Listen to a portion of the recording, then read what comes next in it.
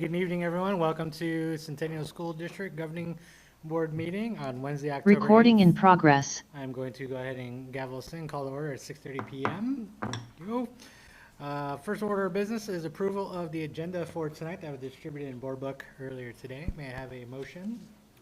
I'll make a motion to approve the agenda. Second. And a second. Perfect. All those in favor? Aye. Aye. Thank you. Okay. First up, we have our Centennial Transportation Director and Superintendent Owens. Would you like to provide an introduction? Great. We have two new leaders in our transportation department, so I'll invite them both up to the hot seat up here. There's two different chairs, yes. And I'll have the pleasure of introducing both of them. So we'll start with Suzanne Cummings. We're pleased to announce the selection of our new transportation director, Suzanne Cummings, who started in the role this past summer. Prior to starting in this new role, Suzanne served as the assistant director in our transportation department. She also has previous experience as a bus driver, dispatcher, driver trainer, training, and safety lead, as well as a business owner. In her spare time, Suzanne enjoys hiking, gardening, and dabbling in improv and stand-up comedy. So you've got a board member who you need to talk to after this. She's been married for 23 years, and her son is a senior at the University of Oregon this fall. There's Paul. He likes that. Suzanne is excited to bring her leadership experience and background in student transportation into this new role and looks forward to continuing her work with our transportation department team, as well as the entire Centennial community of students, staff, and families. So please join me in welcoming Suzanne.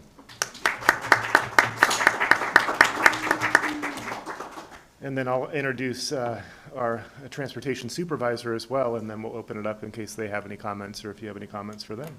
So it is also my pleasure to introduce Massimiliano Bruschi. Did I get that close to right? Yes. How would you say it? Massimiliano Bruschi. Oh, I didn't want to say Bruschi and get that wrong. So it's my pleasure to introduce Massimiliano Bruschi as Centennial School District's new transportation supervisor. Massimiliano brings extensive experience in student transportation. His professional journey includes 13 years in the restaurant industry before finding his calling in student transportation, where he has served most recently as a training consultant for Portland Public Schools and an Oregon Department of Education credentialed instructor for Behind the Wheel and other ODE transportation classes.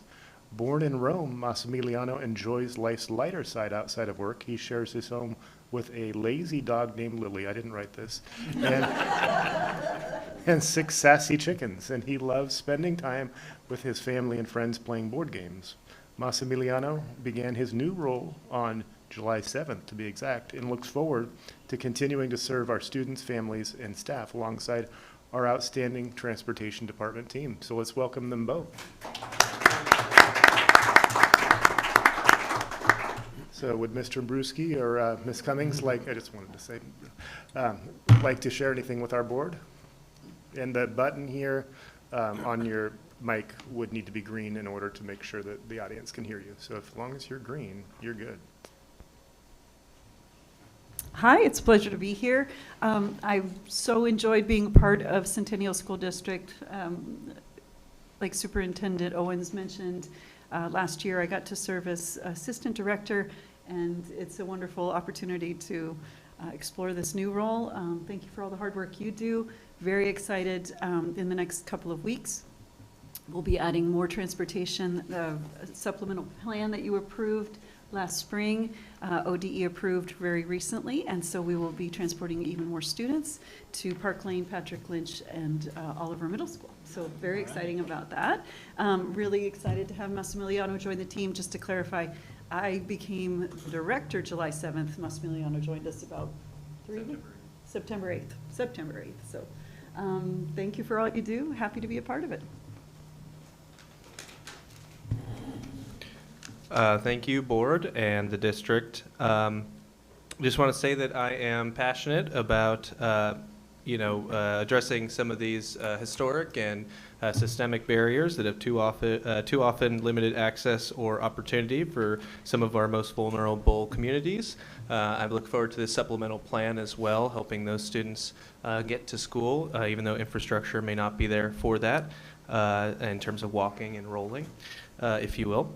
But just wanted to say that I'm really excited to join this smaller district. Everybody's been extremely welcoming, so I thank you all. And Suzanne has been a wonderful mentor thus far, so I look forward to this new journey. And thanks for having me. Great. Well, welcome. We're all really excited to have you. So, play an important part in our kids' education. So, thank you. Dynamic new energy and new team, so we're super excited, and we have a great transportation staff, so looking forward to great things.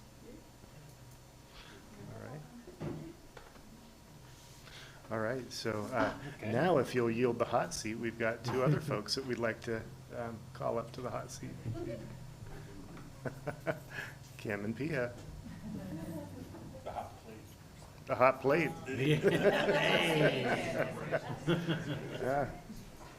All right, this evening you were treated to a culinary sampling courtesy of our dining services crew led by Director Kim Burns and Nutrition and Wellness Coordinator Pia Watzig. In fact, we're proud to announce that our dining services department has received a Healthy Meals Incentive Recognition Award from the U.S. Department of Agriculture in partnership with Action for Healthy Kids for their use of innovative strategies that provide nutritious school meals. The award category, Innovation in Preparation of School Meals, recognizes the work of our dining services team to incorporate new menu items that are prepared from scratch and use local agricultural products or USDA food, while elevating student engagement and feedback. This award highlights the efforts of our dining services team to improve the nutritional quality of our district school meals. This includes expanding the farm-to-school ingredients offered in our cafeterias, as well as adding menu items that represent the cultural diversity of our students and families. So I'll turn it over to Kim and Pia to tell us a little bit about the menu items they provided for a sample this evening, and also about the national recognition the department received. Well, I'll start. I want to say thank you to our amazing dining services team.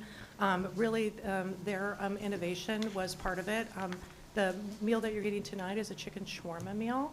And we actually, we cooked it one day, and one of our employees, her name is Lu Jane Call, goes, no, this isn't correct, and was able to really take some of her culture into the kitchen and be able to share her knowledge with us. And I really give a lot of credit for her for this meal. This was one of the meals that did win us an award, and I really wanted to thank Easton, who walked in, one of our students, and said, this is what I had for lunch today. And it's really true that we really do serve these type of meals to our students, this chicken shawarma meal. And it took a bit for the students to really get, but it smells amazing in the kitchen, and the cafeteria smells great too. And then Pia's going to talk about the other two ones that we won. Hi, so the three dishes that we won the award for were the chicken shawarma, we won for the meaty pasta bake, and the beef gyro. All three are using USDA products. The meaty pasta bake uses USDA beef crumbles, and the gyro uses a sliced beef that we buy from one of our producers. And they're all scratch-made or semi-scratch-made within our kitchens. So thank you so much for the award. The cool part, one of the great parts of the award was that we were going to get this really great trip, but unfortunately with some of the federal cuts, we were not able to go anywhere, but we're going to do a virtual conference. And the great part about that is the other 50 states, so only a few districts, one in each state. And we're going to get to share in their innovation as well.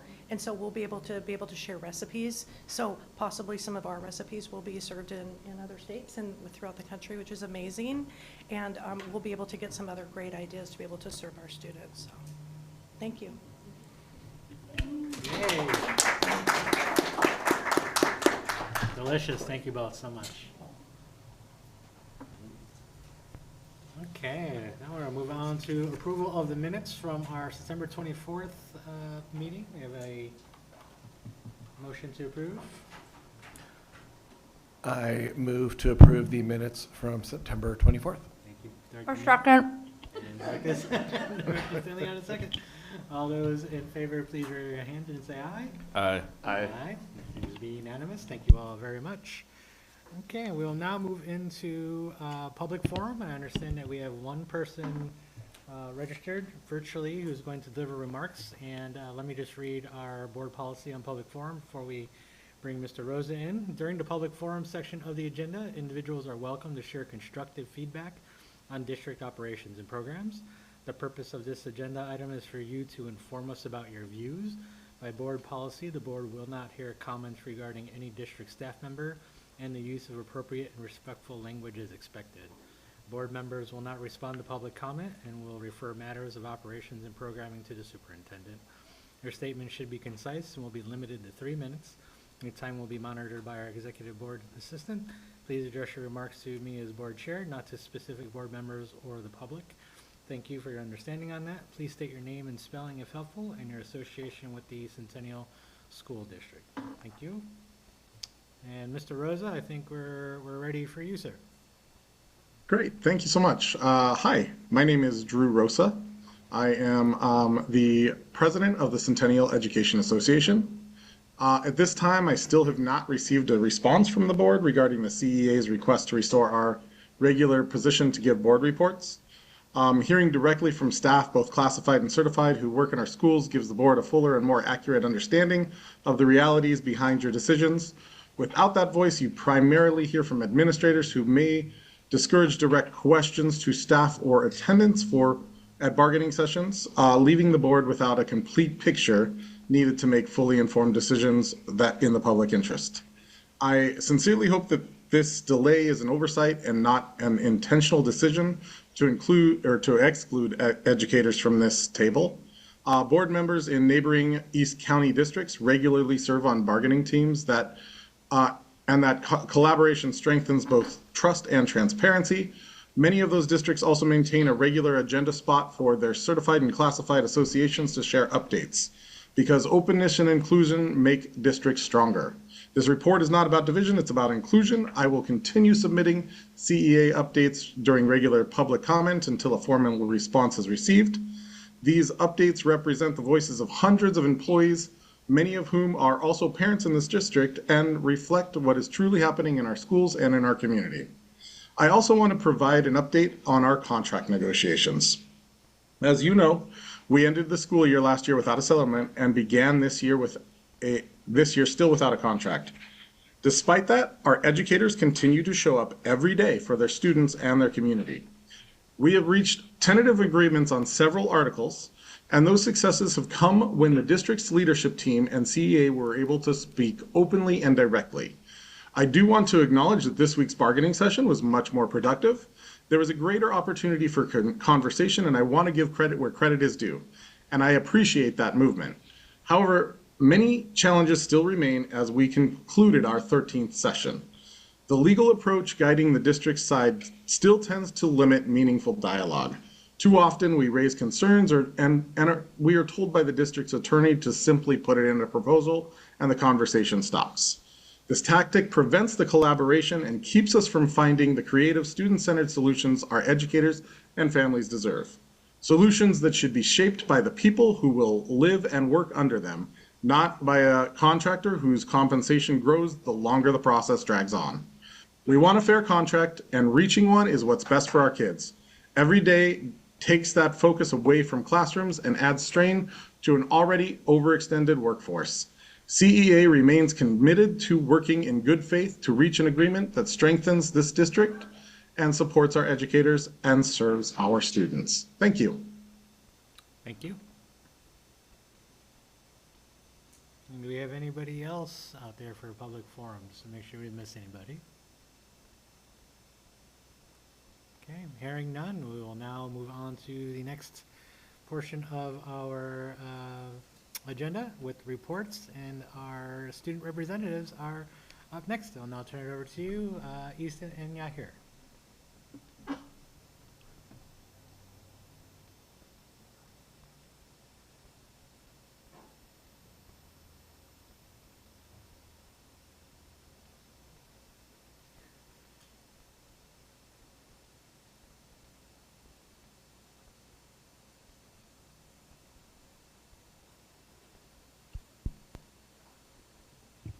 All right, thank you for this opportunity once again. We would like to update you guys about the Centennial Homecoming Student Council had. To start, we had our annual homecoming assembly, and it was a significant event filled with excitement and enthusiasm. The crowd was very excited and had a lot of engagement compared to past years. We outlined the week's homecoming activities, including the parade, dance, and themed spirit days. The introduction of our homecoming court royalty was a highlight, met with applause from peers. We also took time to honor Hispanic Heritage Month, recognizing the contributions of the Hispanic community within our school and beyond. And by that, we did a dance. The student council people, we did a Hispanic dance during the assembly to show, to embrace the culture that our school has. And overall, the assembly fostered a strong sense of pride and unity among students. This is actually the video. I'll just show a few little seconds. Oh, it doesn't. Okay. Yeah, it's this is kind the of dance. it's kind of glitchy on the screen. Yeah. We reached out to different members from the Centennial community, seeing if different students wanted to take the opportunity to perform, but unfortunately, there were other conflicting scheduling issues. So we decided as student council to do something to recognize rather than just not doing anything. And yes, there's still more, but yeah. The next event was our homecoming parade. We had different groups like our Centennial District walk and different clubs. It was really awesome seeing all the clubs and all the crowd walking into the homecoming. And we had our grand marshal. Yeah.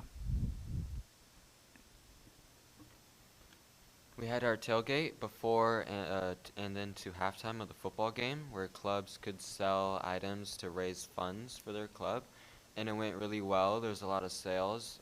I'm pretty sure majority, if not all, the clubs did make a profit. There was huge lines, and there was a lot of people coming out to buy. And then student groups provided the opportunity to engage in fundraising initiatives, while the Centennial community offered a selection of delightful treats. Yes. Seniors had crepes, and it was a 15-minute wait. So yeah, very on demand. And then we have our halftime and royalty. We had different groups performing, like our cheer team and our dance team. And we also announced our homecoming royalty. Yeah, in our firework display, it's very, very popular. We got scared with the first fireworks. We thought those were our actual fireworks, but it was just a test, so everything was fine. And then we had the dance, which went really well. There's a lot of turnout. I'd say the decorations were very nice. It was just a really hype night. There was a lot of engagement with the students and just a lot of building in the community. Students were just partying together and having fun, and I saw a lot of new people meet, and it was just a real big bonding between everyone in the school. Overall, in the whole week, like all the homecoming events, we saw majority participation from all the classes, and especially a highlight was all the freshmen. Most of the dance was actually freshmen, which to me was surprising because I felt like seniors mostly go to the dances, but it was really nice to see that freshmen are coming in with such energy. All right, thank you guys. Thank you. This was my first chance to go to homecoming this year. I couldn't go last year, and it was a lot of fun. Gonna do it again. It's a great job. All right, let's see. Next we have personal electronic devices, and Director Olson. What we've all been waiting for. Principal Miller, do you want to come up and join? Oh, okay.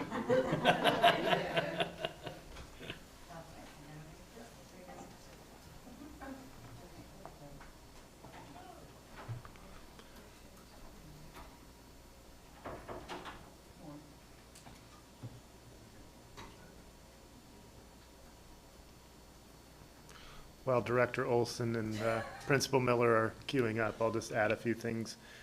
You saw in board book this week there were some additional items that were added. Adjacent district policies, just to give you some perspective of what other districts are doing with regard to personal electronic devices and their graduation policies apparently as well, because one of them was an Easter egg in there that didn't belong, but nevertheless it's in there. As well as a crosswalks, so that it's a little bit easier to see our proposed policy in relation to adjacent districts as well. And then Director Shields had provided some research, Chair Shields had provided some research for review as well. So those were some additional items. And we also have Director Olson, who is going to give us an update presentation with regard to some of our own internal research that we did regarding some perspectives around personal electronic devices. So I'll go ahead and turn it over to her, and Principal Miller is here as well. He's been helping to lead on this policy, and he'll offer some interjections as warranted. Good evening. Thank you for giving us the opportunity to come and share some of the data we collected from our survey to our community, to our staff, and to our students around implementation of the cell phone policy practices this fall so far. I do want to add some just public clarifications that kind of came through in the survey, some of the survey comments that maybe there's some misunderstanding around what's in the executive order. And one of those is that passing time and lunch are included in the executive order. Those are considered during the instructional school day, and we cannot make exceptions for those times. Additionally, field trips, same rule, unless we do a local exception to that, because a field trip is considered instructional time away from campus. Some of the big themes that came through in the parent survey are the first one related to safety and emergency access. This was the most frequent concern. Many parents worried that students couldn't contact them during emergencies and wanted students to be able to carry their cell phones on their person in the event of a true emergency. A small group highlighted medical needs. So I think an implication for the board to consider based on those is clear and consistent communication on emergency protocols, medical exceptions, and parent-school communication channels. Another was about concerns that maybe the bell-to-bell rule wasn't explained well enough. So we will go back to in our communication channels as this policy gets adopted and ensure that that is really clear. Some students, or some parents were acting for more clear and proactive information about how to get a hold of their child in the event of a schedule change or an emergency or a medical appointment, something like that. And there were a lot of calls for multilingual communication with lots of reminders, frequent reminders. Parents reported hearing from their students about uneven enforcement across classrooms and hallways and between staff, and there were comments asking that staff model the same standards expected of students. Some parents, overall, parents really are not uniformly against the policy. They support strict enforcement, but some do feel like the approach is too punitive and we have opportunities to teach responsible use. From an educational and developmental perspective, again, most parents reported that they believe, nearly 80%, that limiting student personal device use during the school day helps their child focus and learn. So that was pretty strong. Again, there were some reports of maybe increased non-academic web browsing on Chromebooks, and so that is something we'll need to continue to monitor as kids are seeking those dopamine hits. And then some comments came up about practical after-school issues. Parents want students to be allowed to use their phones immediately after the final bell in case there is communication that needs to occur for safety. There also were some comments regarding difficulty retrieving phones that were confiscated, especially if it was on a Friday or if the parent is just unable to get to the school to retrieve a phone. And they are requesting real-time updates, for example, when like a practice or a club gets canceled in the middle of a school day. And the parents were requesting better communication about that. We did hear that the safety and emergency access and the communication theme came through more strongly in our surveys that our Spanish-speaking community completed in Spanish. Staff survey themes were kind of follow similar, you'll see a similar thread in some of these across the 3 different surveys. Clarity and consistency in staff alignment came through. Some staff, especially particularly like our classified staff, wanted some clarification about their specific roles and responsibilities if they were in a classroom and a teacher was in the classroom as well. Calls for uniform definitions, like what does off and away mean. So I think the implication for the board here is just to really ensure that our policy is clear so that implementation is clear. There were some staff comments about student behavior. Students are attached to their devices, and when asked to give them up, as board discussed 2 weeks ago, sometimes there can be some resistance to that. So they reported also seeing some sneaking behaviors. We just need to continue to be, clear, and those will be mitigated eventually, I believe. Staff also asked for clearer systems around tracking violations, knowing if a student has already had a warning earlier in the day. And then additionally support with earbuds and headphones because those are easily concealed. Other themes that came through are also the need for guidance on exceptions. So that is in the AR. That's some language that we'll be looking at. What are those exceptions and what is the process to request an exception? And then what is the process that we use to ensure staff are aware of which students have exceptions? And then additionally,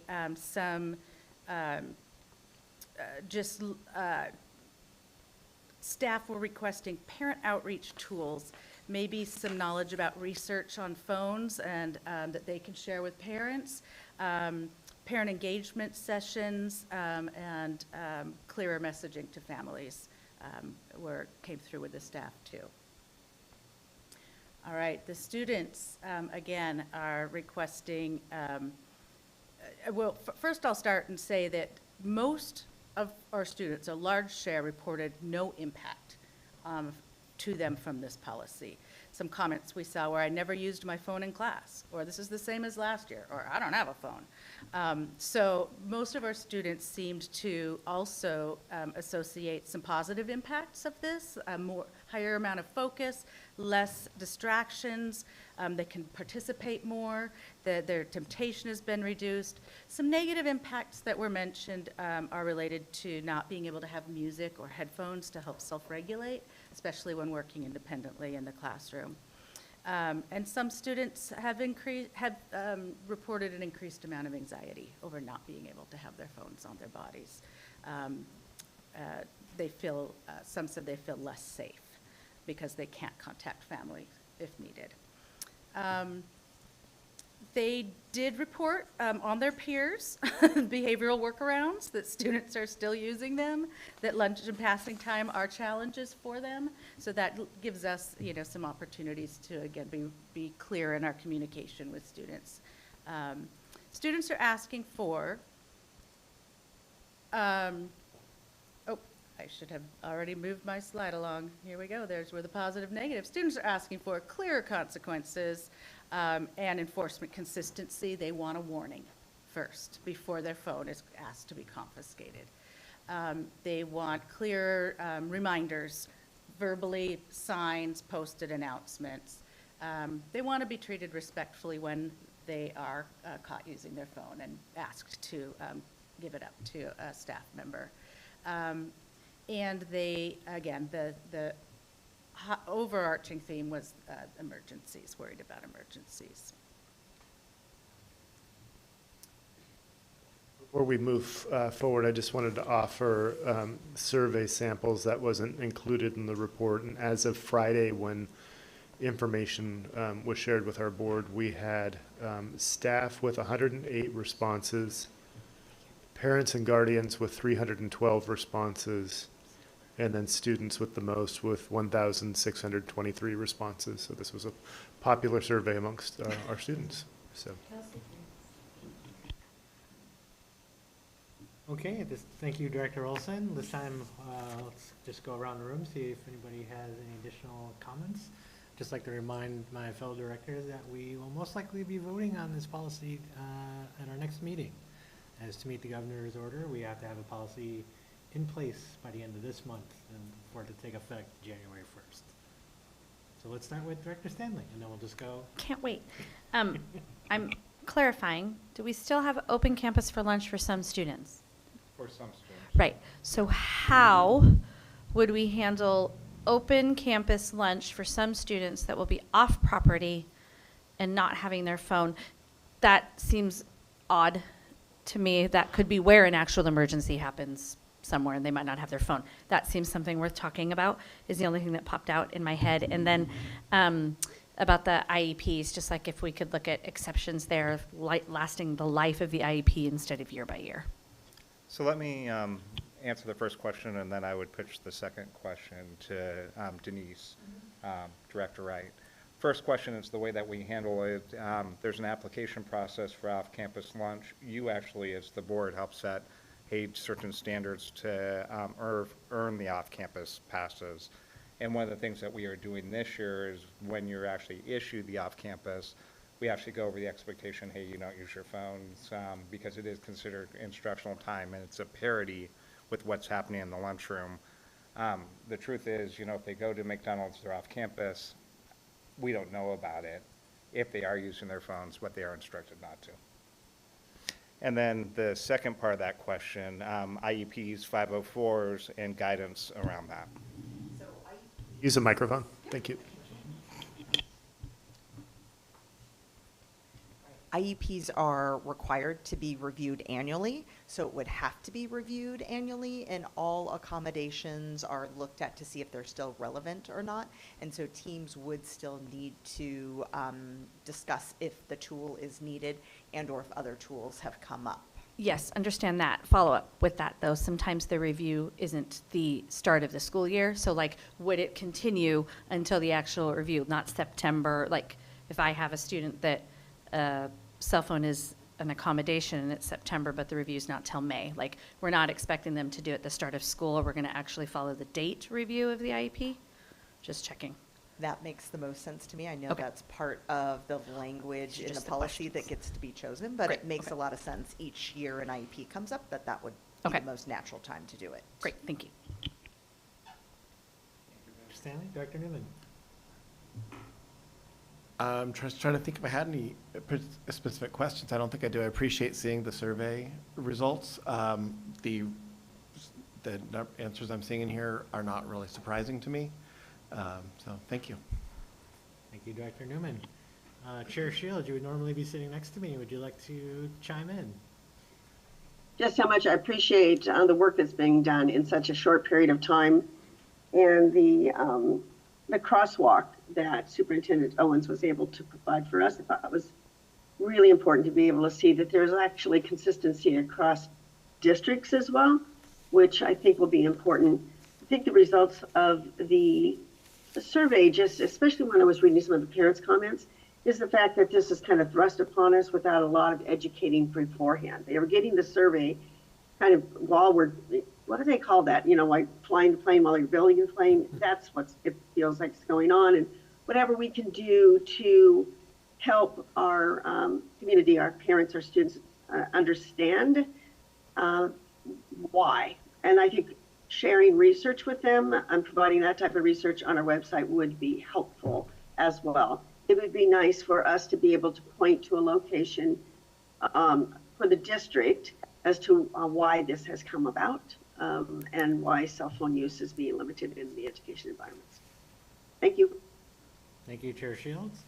We'll go ahead and go next since I'm in line. Thank you so much for putting this presentation together, especially getting the feedback. And I'd like to say thanks to the students and families and the staff members who participated in the survey. And I encouraged the PTA last night where I was to make sure they get them in if they haven't already, because we want to hear from as many people as possible. It's especially encouraging to see the feedback from students who are the most impacted by this decision. And so we're really just grateful for that. I do have one clarifying question regarding on the consequences page. I know there was some conversation around equity and some family members may or may not be able to easily meet with staff if we get to a third non-compliant issue. It seems here though, in the third instance of non-compliance, we are saying that there will be a meeting arranged with the family, but maybe not necessarily that day. It'll just take place at some point. Am I reading that correctly? Yes, and the current policy or the current recommendation is that a meeting has to happen. Okay. That's actually written into the governor's executive order. When that happens is what we've been finding in practice is, because we've been following our building cell phone policies since the beginning of the year. What we find in practice is often we will actually have a meeting, or we'll say, hey, we'll meet in 2 days, and then we'll often return the phone pending that meeting. And then that's one of the things that you heard this come out in the survey, hey, I can't come after school. The whole goal of it is not to be punitive, but to figure out, work with the families to figure out how to avoid this in the future. And so we find that it's best to have that open dialogue, set that meeting, get the cell phone back to the family, and work with them on problem solve in the future, a restorative part of this. Vice Chair Morgan, if I can just ask a follow-up question there. Yes, sir. So can I just clarify, because my reading of the policy was that returning of a phone at the end of the day was not necessarily dependent on the meeting happening yet. Is that correct? Okay. That's correct. I wanted to clarify. That was, it seemed an important feedback in the surveys. Okay, thank you. I appreciate that response, Principal Miller. Sorry, I had another question and I completely lost my train of thought. Oh, are you able to share with us tonight what percentage of students may have reached that third instance of noncompliance since practicing the policies? It's different for each of the 3 primary schools. We're seeing far less reaching that third at the middle schools than we are at the high school. You're asking me for a percentage of students. It's less than 10% have reached that third level, and I could actually get you the data. We're doing a pretty good job of tracking it. And so if you're interested, I can provide that to you for next time. Great, thank you. And MC Jess Harden, Director Harden, excuse me. No questions. Thanks for the energy around it. I appreciate the direction that we'll have. It seems like it's been kind of ambiguous and no one is really sure what the policy was, so I'm glad to have some finalization to it. Thank you, Director Harden. Thank you. Perfect. One last call for any, oh, yes. Easton and Yahir, would you like to add anything?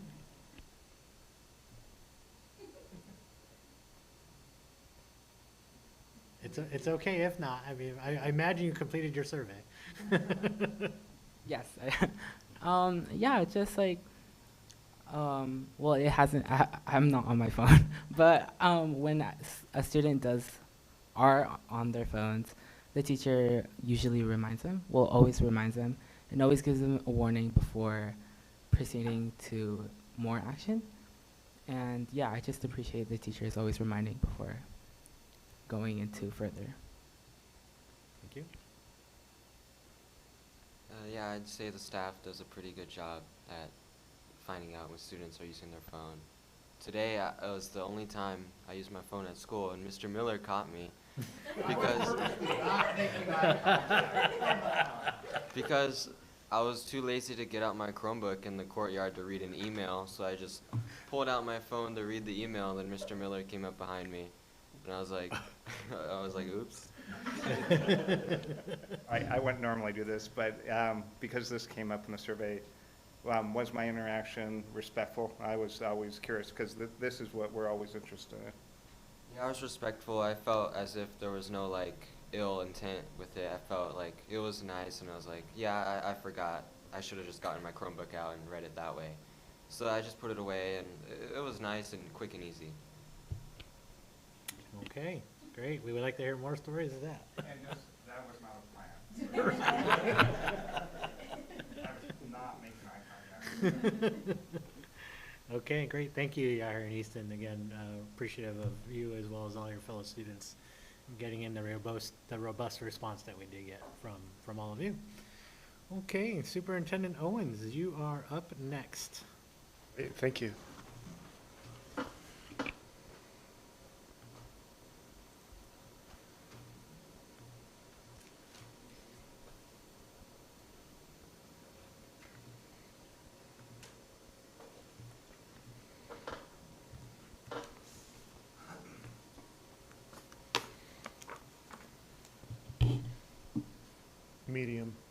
Medium length. Greetings, board members. It's my pleasure and privilege to share with you this update about happenings in the district. October is National Principals Month, in which we have the chance to honor principals in the Centennial School District for their significant impact on the growth, success, and well-being of our district students. Please join me in recognizing each of our principals in the Centennial School District, including Principal Miller, who's here this evening. From left to right, on the top row in the picture you see displayed, we have Jeb Hubbs of Oliver Middle School, Christina Anderson of Pleasant Valley, Dr. Zachary Ramberg of Centennial Virtual Academy, Diana Mitchell of Park Lane Elementary, Marin Miller of Centennial High School, and Gail Imran Sedaris of Butler Creek Elementary. On the second row, we have Amy Schroeder, principal of Centennial Transition Center, Lisa Klingen of Meadows Elementary, Allie Marks of Centennial Middle School, Jared Austin of Powell Butte, and last but not least, Leslie Van Cleek of Patrick Lynch. So kudos to all of our principals for National Principals Month.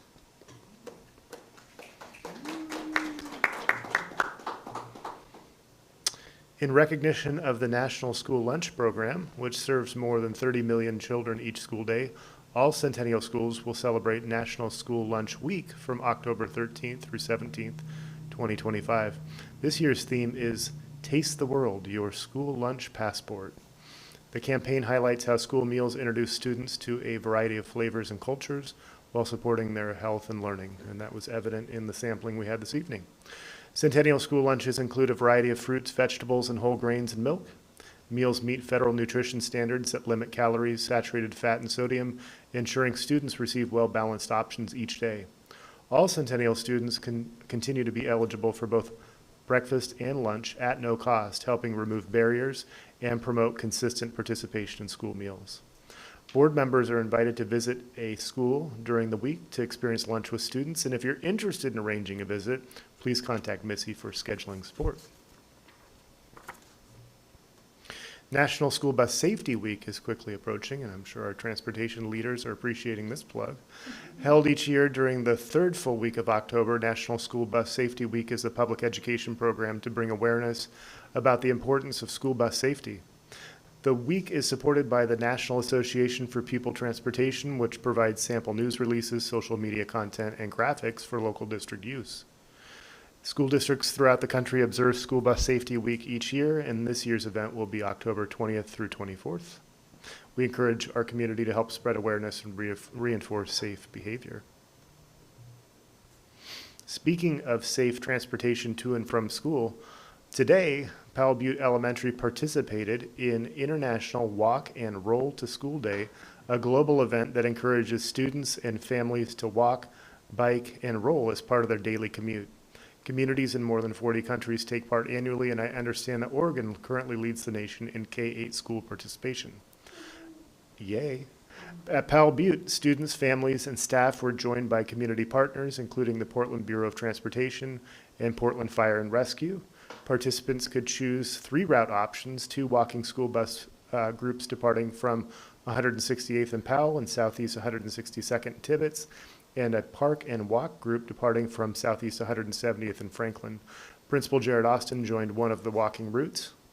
The event reinforces Centennial's commitment to safe routes to school and supports student safety, health, and community connection through active transportation So it was a fun event. You can see even the cheerleaders at the top were cheering kids on as they were entering.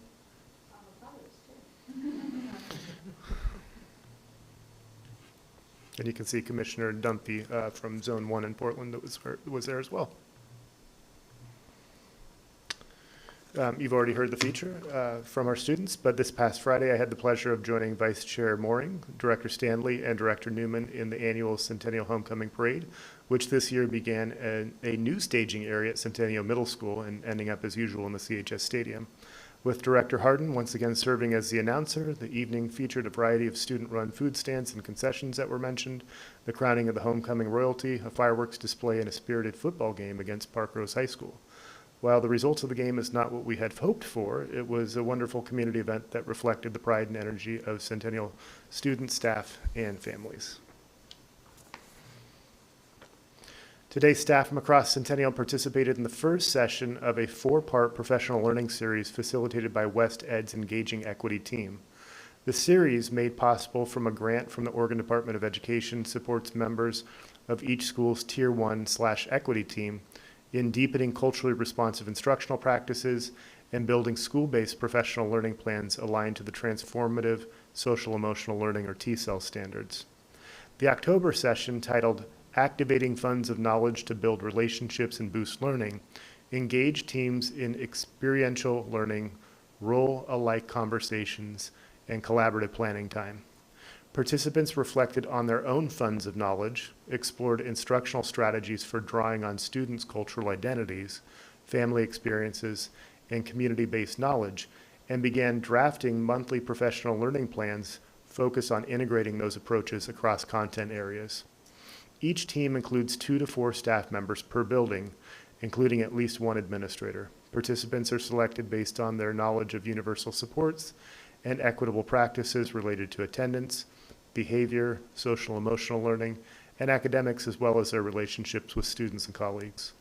Substitute coverage where needed is funded through the district's Early Indicator and Intervention System, or EIIS, grant, and upcoming sessions in the series will take place on December 10th, February 11th, and April 15th. On a related note, Centennial School District remains committed to maintaining safe, welcoming, and inclusive schools for all students and families. In a message that will be shared with the community shortly, the district reaffirms the protections in place across our schools and outlines the expectations staff and families can rely on. Amid regional concerns related to immigration enforcement activity, the district's communication reinforces its longstanding position that Centennial schools will continue to provide access to education regardless of immigration status in accordance with state and federal law. The message also highlights procedures for handling legal requests, staff training protocols, and district policies on privacy and non-discrimination. Families seeking more information can contact the district's Immigration Resources webpage or contact a school counselor, principal, or teacher for support. The message closes with a reminder that the diversity of Centennial community is a source of strength and that our schools will remain places where all students and families are welcomed, supported, and respected.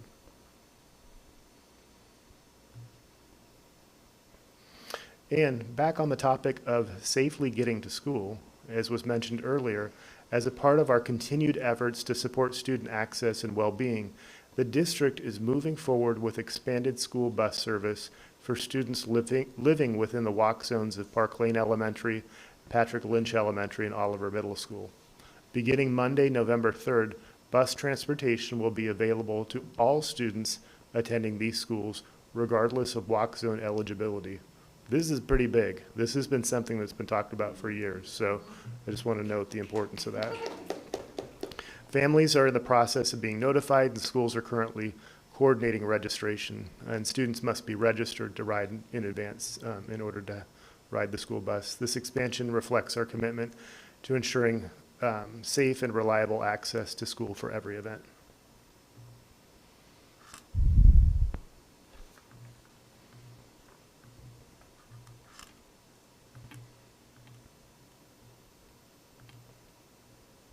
Frozen. Hold on. Yeah, it was a mic drop moment. Coming up at the end of the month is Oregon School Boards Association Fall Regional Dinner. It's scheduled for Thursday, October 30th from 5 to 8 p.m. at the Embassy Suites at the Portland Airport. This event brings together school board members from across the region for discussion and connection around statewide education topics. Board members who plan to attend are asked to submit their RSVP and meal selection by October 26th. Missy previously sent a calendar invitation with the RSVP link and additional details. Please reach out to her directly if you have any questions or need assistance. And something that we have done for years, and I'm making a point to highlight, is featuring work from our schools on the walls as you enter the district office. Typically, these rotating displays have lined up with the month that the school's board presentation, and more to come on those school board presentations soon. And despite not having a school report this month, we do have our first school display feature from Park Lane Elementary. October's feature, titled Hopes and Dreams, showcases the work of Park Lane's fifth graders as they launch the school year by identifying personal goals. Students reflected on both academic and social areas, wrote individual goals, and heard from family members who also contributed their own hopes and dreams for their children. Teachers use these reflections as a foundation for setting classroom expectations and building a supportive learning community. This display centers student goal setting while also highlighting the intentional connection between students, families, and staff in shaping the classroom culture, and offers a clear example of how social emotional learning and culturally responsive practices are being embedded into everyday school experiences. I thought the one on the bottom right was cute. You'd have to look at it later when I send it to you. I'm not going to read it out loud.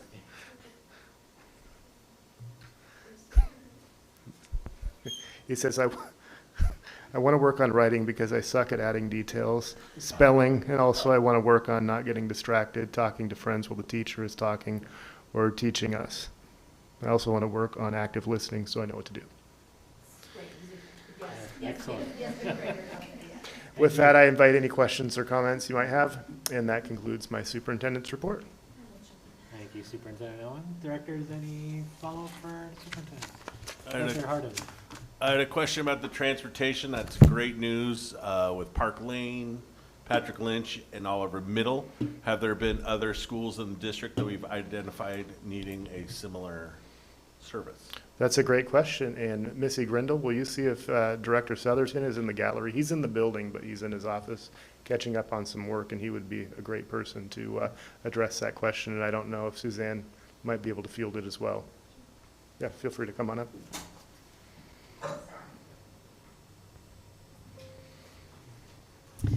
It's a great question. So we decided to target the Portland schools because of socioeconomic factors, drop off in attendance with bad weather, and start there.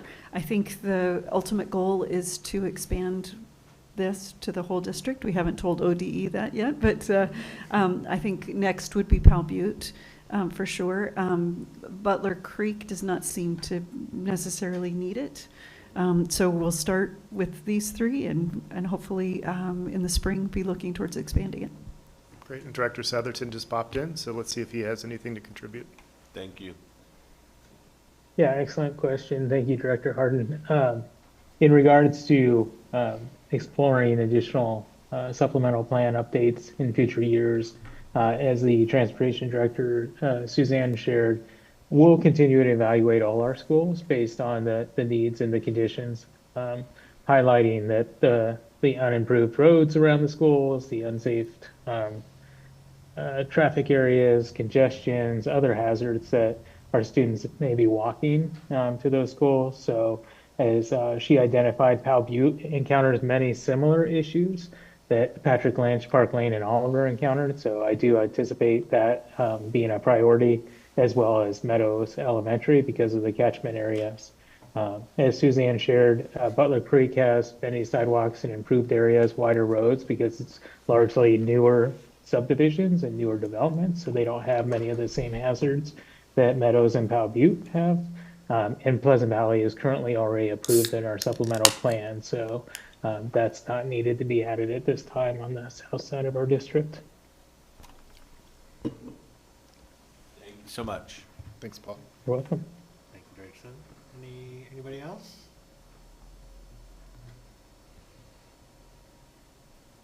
Okay. All right, just a real quick check. Everybody, Director's feeling good and we keep going? Yeah. Okay, perfect. Okay, next we have confirmation items confirmed in mass. Do we have a motion? May I ask a question before, yes. Vice Chair, please? Not to, I don't want to rework any of these, but I'm just curious about the calendar. May I ask a couple questions about the calendar before we move forward? For the preschool? Just the calendar in general, but yes, primarily because of the additions of preschool. Yeah. I just, Let's have Dr. Katsuda and Director Olson come up to help field the question. okay, I don't think it'll be super complicated. It's just getting very hard to read because there's lots of info on it. And I wondered if there was any movement to maybe separating out pre-K and elementary buildings that have them in, and then like middle school buildings, or just making the calendar easier for families to read. That's all. I think you bring up a good point because of a few things here. I'll give you some historical context and see if there's anything that Dr. Katsuda or Director Holson want to clean up. It's been kind of an accordion over the years. We've had 5 calendars for 10 schools, and our thought process is, how do you have 5 calendars for 10 schools and Portland Public can have 1? That kind of thing. And so number one's that. So the initial attempt is to try to consolidate calendars. But I think some of the messiness comes up with the fact that that particular calendar tries to accomplish too many purposes for too many audiences. So you have... It's just very... It's intended for overwhelming. staff. Yeah. It's intended for parents. And I think we need to distinguish and distinguish and differentiate those calendars so they're not so cumbersome and hard to read. I don't know if there's anything that you'd like to add to that. Yeah, I do. Because I live this world I figure if of I have a hard time calendars. reading it, And to make things even more complex, you have no idea how many employee calendars we have. So there are calendars for calendars, right? So I'll say that is true. So when I first started in the district, there were many calendars. Our objective was to consolidate the calendars, so we had one for secondary and one for elementary at one point. I think that went pretty well until we had a couple of last-minute add-ons, right? And so the more exceptions you make on a calendar, the more the calendar gets messy. So you bring up a good point, because as we were adding that to the calendar, we recognized the messiness of it for families, and we'll pull it apart next year. I think, not to overpromise something we haven't yet settled on, but there's some benefit to having an elementary, middle, and high calendar. In elementary's hours would probably fall, preschool would probably fall with elementary, right? And there's So probably a there's some benefit. logic in that, but Okay. yeah, we'll look at it and revise, because originally it wasn't so messy, and then Yeah. different exceptions came along and sort of. and I understand the too many calendars, but I just was like, holy cow, if I'm having a hard time struggling through that, and I look at these all the time. Yeah. So, and to be clear, I'm totally excited that pre-K is getting their time, and all these additions are happening, super valid, just for the future, I think it could maybe be talked about and looked at. It probably needs to be that we need to have a family-facing calendar and a staff-facing one, and not try to conflate purposes. Okay, thank you. Thank you, Director Stanley. Or I could say, but that's the way we've always done it.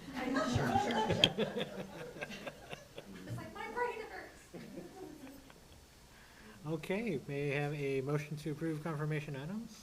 I make a motion to approve the confirmation items in mass. Perfect. Do we have a second? I'll second. Thank you.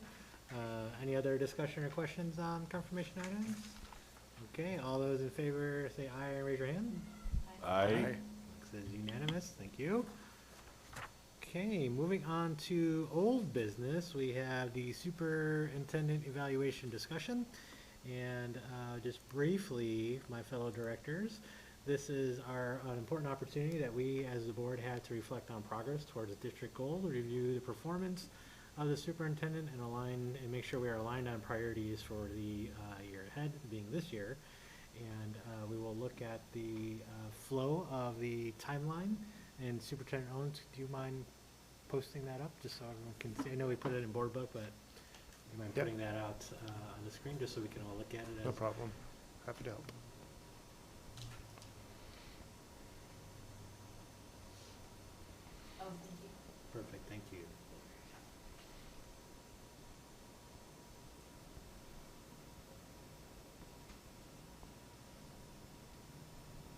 Board Book is kind of a funky tool, so bear with me. Take your time. Had it.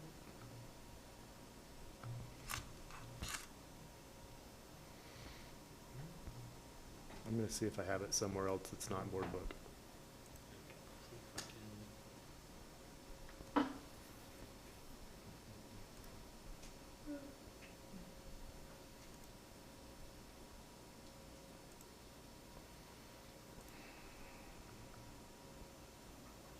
Vice Chair, Yes. would this be in time to take just a 3-minute break for our student representatives to be released to go home and do other things this evening if they wish? Do you have homework to do, gentlemen? Yeah, yes, let us work through some technology kinks here for a moment. Let's go ahead and adjourn for 3 minutes. That's closer to 5 minutes than 15. Thank you. Recording stopped. Thank you, Melissa. Sorry, guys, that we're holding you. I'm still new to this.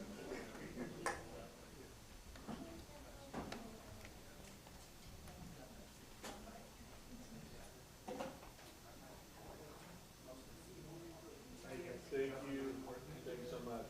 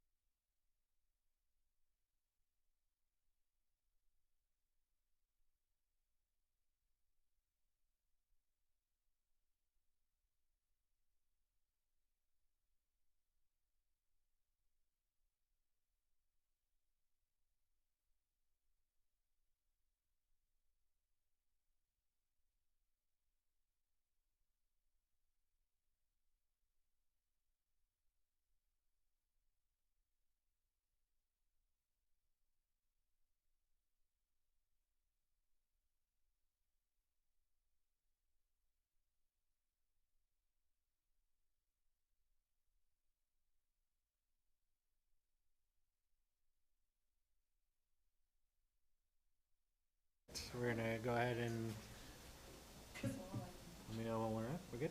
Recording in progress. Okay, welcome back, everybody. We are moving along to the superintendent evaluation discussion. As we previously discussed, and I believe we had worked out the technology kinks to bring the timeline up so everybody can. Thank you, Chair Shields, for providing me some grace to pull this up without everybody watching me fumble. Okay, perfect. So here we are. Here's the flow of it. So August we had that, and when we met were our retreats, and then this last month we all provided feedback to the superintendent, and here we are in the October to December period where we can develop a list of stakeholder engagement to see if we'd like to do anything differently than what we had done this past year. Chair Shields and I proposing we keep things as is, and if there are potential modifications or suggestions for modifications, we work on detailing those out to implement for next year. But I'd like to open the floor to everybody and hear any of your thoughts or questions.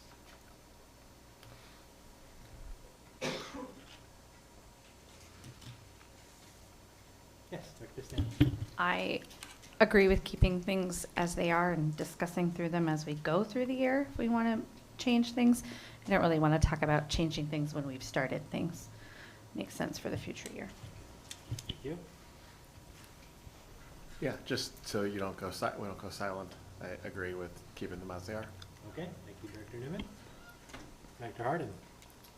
Yes, keep them as they are, especially for this year for the same reasons as others. In the future might be good. So we're not trying to remember in October or trying to remember in May and June what happened in October. And so kind of have it an ongoing process. But that's not any 2025, 2026 thing.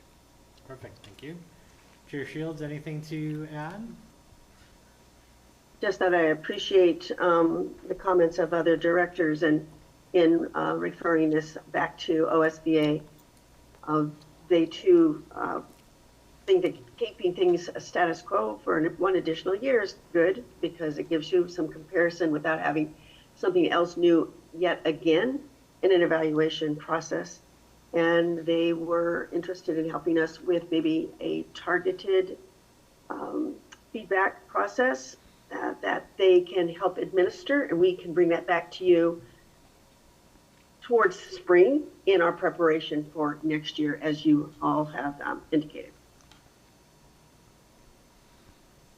Perfect. Okay, we will revisit the timeline here before the calendar year is up, so that we are prepared to hit the ground running with the spring portion of it. Sound good for everyone? Excellent, thank you. And moving on to new business, we have Dr. Katsuda is going to give us a first read of policies with option to adopt on the CEA Educational Equity Advisory Committee. All right. What you see in front of you is a proposed Educational Equity Advisory Policy, CEA. Slightly shifted from, if you recall, what we have discussed with the board in the past from legislation in 2021, that the District Equity Advisory Committee was selected and appointed by the board and advised the board from legislation in 2021. They've shifted that since then. So I appreciate the surfacing of this policy because it just clarifies that shift. You'll see here some of the big ideas is the selection and appointing of the District Equity Advisory Committee is done by the superintendent versus the board, so it's a little closer to practice. And again, stipulates the selection of the committee or the committee being reflective of the community. And the purpose of the committee still remains the same, which is to advise the superintendent about equity impacts of policy decisions and practices in the district.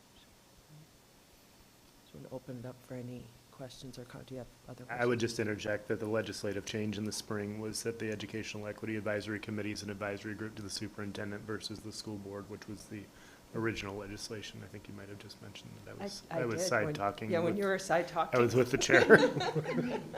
My apologies. No, yes, so yeah, that's a fundamental shift, but all the other concepts remain the same. I do also appreciate that they say, or that the policy elevates the option of the committee to prepare an annual report for the board. I believe that's something that we've already assembled the District Equity Advisory Committee once this year, and there's some interest behind that, and even though it doesn't list it as a requirement, it just provides a little bit more momentum and formality to their work and an ability to share their advisory suggestions in a public way, so. Just want to open up for any questions. Thank you, Dr. Katsuda. Directors, any questions or clarifying items for the policy? I just have a comment. I think that the shift makes it seem less elitist Mhm. and much more targeted and focused to serving the community with people that are closer tied to the community. So I appreciate the shift, so. Yeah. Perfect. Dr. Newman? No, nothing for me. It makes sense. Thank you. Dr. Harden? Nothing for me. Thank you. Chair Shields? I Just see your one hand up. question about the very first sentence has the bracketed subsection 1 footnote. Unless we are anticipating changing the name in any way, can we go ahead and eliminate that and that footnote out of the policy? Dr. Katsuda is shaking her head in the affirmative? Yes. Okay, perfect. So if we were to vote on it this evening, we would vote on it without mentioning a need for changing that name. Because I would propose to motion to accept the proposed policy as amended for tonight. I would second that.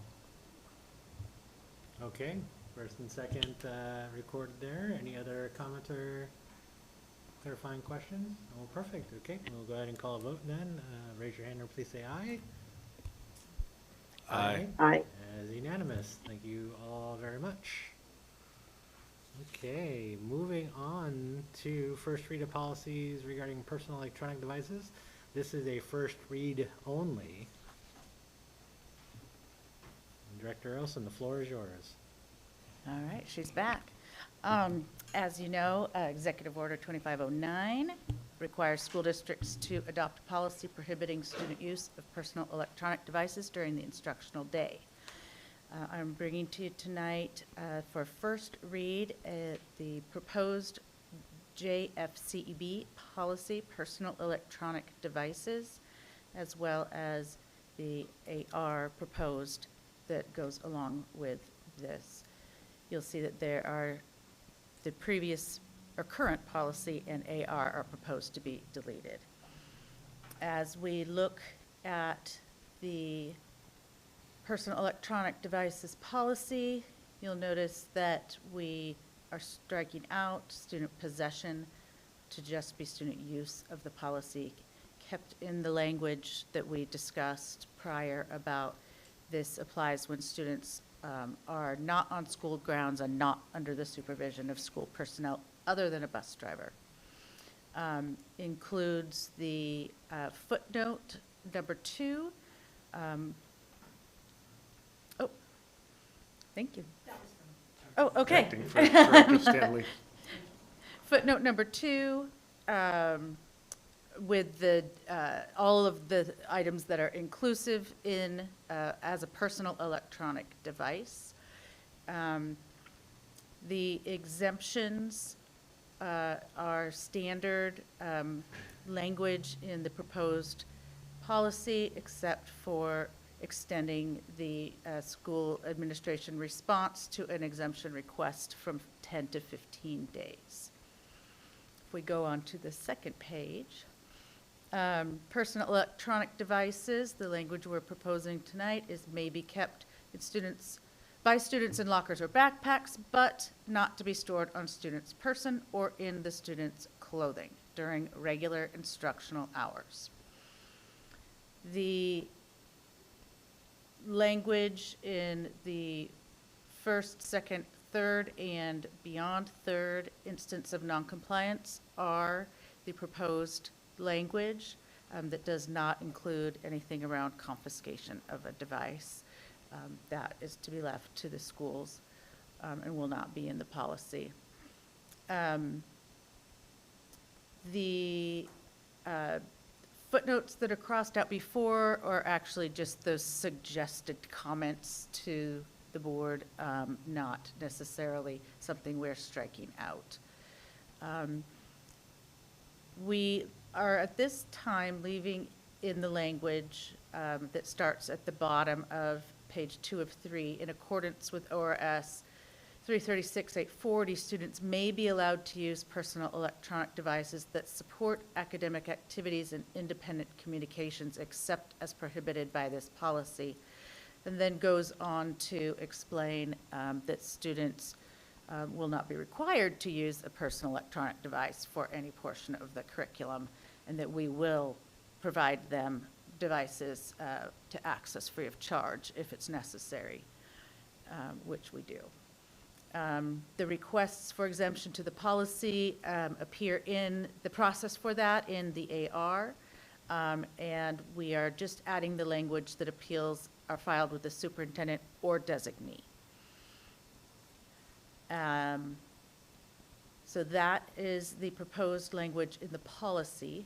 If you'd like then to look at the AR, nothing has changed since you saw it last. It is the language that was proposed by OSBA. The one place that is in the footnote where we had discussion prior about the maximum duration of an exemption, and based on board conversation 2 weeks ago, we're electing to say that that is to the end of the student's enrollment at the school.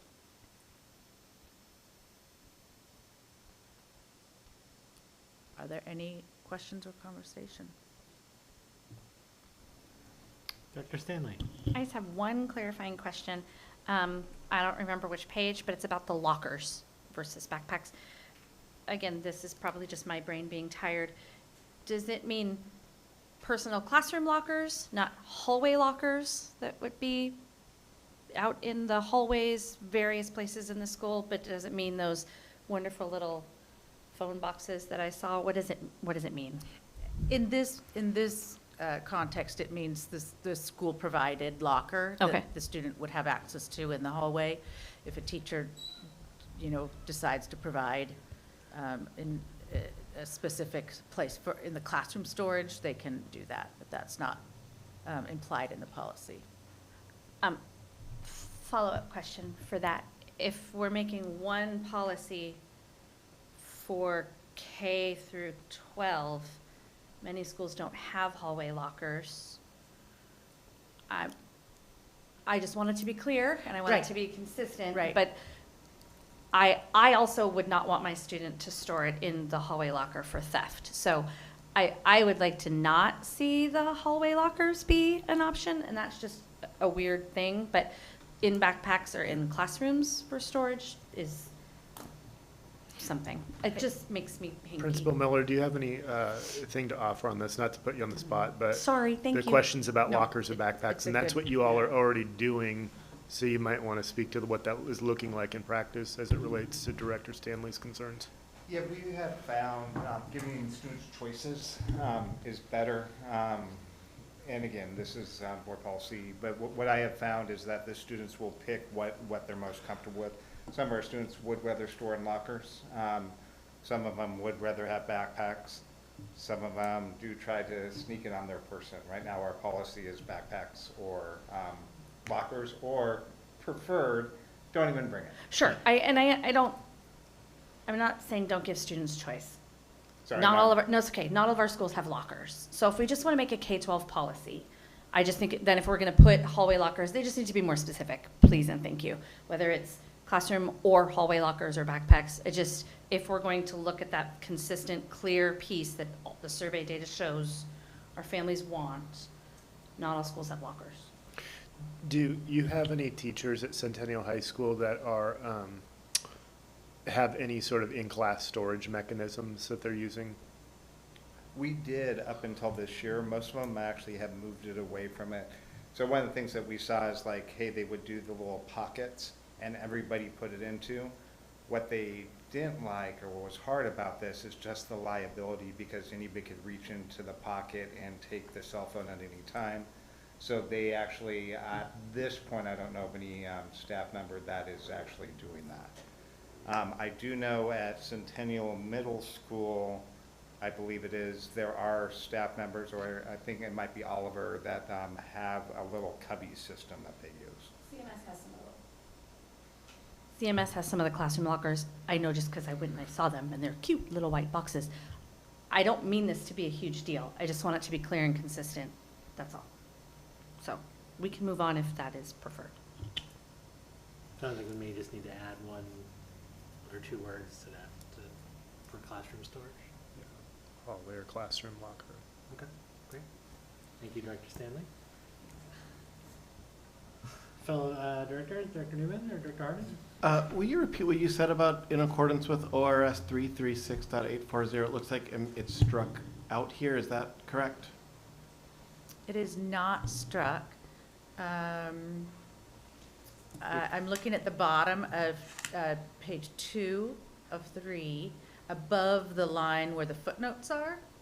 Catching up with you to display it for people.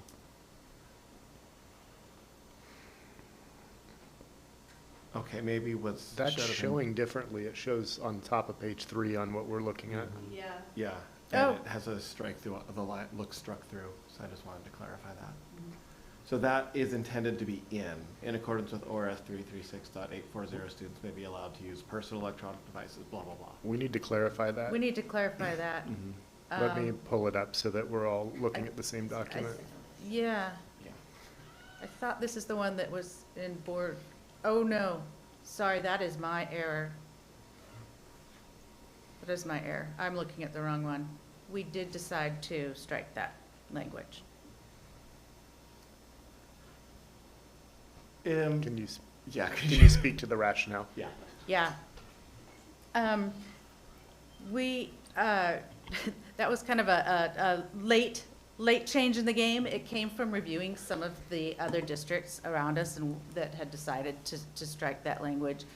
It seemed a little permissive, that if there was an activity that a staff member might deem worthy of students taking out their phones, they could allow for that. And so we made a determination. Initially, that language was not brought to the board the work session because it wasn't in brackets, but it has been a practice of other districts to not include that language. And Principal Miller, can you speak to how that was looking? I think our stance, as I understand the discussion that we had, is that if we're having technology be a part of the curriculum and what students are doing, then we need to be providing that, and it shouldn't be reliant upon the students to be pulling their phones out for it. Yeah, and that it creates just an equity issue. Yeah, whether you have the fancy calculator or the, my parents and I can only afford the cheap, whatever if we're providing curriculum and we're saying that you need to access X, I'll be honest, we need to provide the access and it needs to be equitable. Otherwise, what are we doing? That is the equity stance that we stand for. So that's part of the thinking here. Well, that's an interesting question. So, I mean, you mentioned calculators. I'm just thinking about students who say are taking calculus and using the fancy graphic calculators. Would this policy preclude them from bringing their own? I mean, they're not cell phone attached. I think that could be. Yes. Okay. That sounds good to me. Thank you. Very good question. There are some, I had students try to tell me that this computer that they are bringing is, they need it for class. The answer is no, that is a personal electronic device, but no. You're so clever. Oh, okay. Teenagers are endlessly amusing. Thank you, Dr. Newman. Great question. Yeah, Dr. great Harding? catch. Great catch, thank you.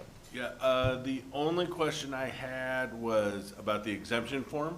I'm going to assume that's going to be available in multiple languages. Absolutely. Is that Yes. standard protocol? Okay, Yes. thank you. Good question. Thank you. Chair Shields? I'm good with the clarifications that we've received tonight. Perfect, thank you. Yes, and thank you for all the work you're putting into condense and summarize and synthesize all the various stuff that's going into it. It's obviously an impactful thing that we're doing, and it seems like we are setting ourselves up for success and allowing the latitude necessary to kind of make adjustments as we implement this across the district. So, thank you. Thank you, I agree. All right, future agenda items. Superintendent, what do you have? All right, we have the potential of a lighter meeting for the work session, but we'll see. What is scheduled on the docket is the Division 22 annual report. We also have potential of interview of budget committee candidates, so that's something to look forward to. And then we have the personal electronic device policy, second read and adoption. Perfect. Any suggestions from fellow directors? Hearing none, anything for the good of the order? Anybody got anything going on in the community you'd like to share with us? I always have a show. So Yes. get ready for Miracle on 34th Street at Okay. Lakewood Theater.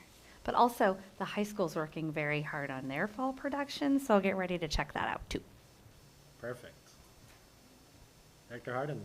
I just want to say thank you to the students, staff, and community members that helped put together homecoming. There was a lot of people there. It was great to see everyone, the stands full, and everybody out and about together. So that was a great job, everyone. Thank you so much. So fun. So fun. Was an excellent production. Kudos to all involved. Okay, well, that does it for us tonight. It is 7:57. We will adjourn and see you all in a couple weeks.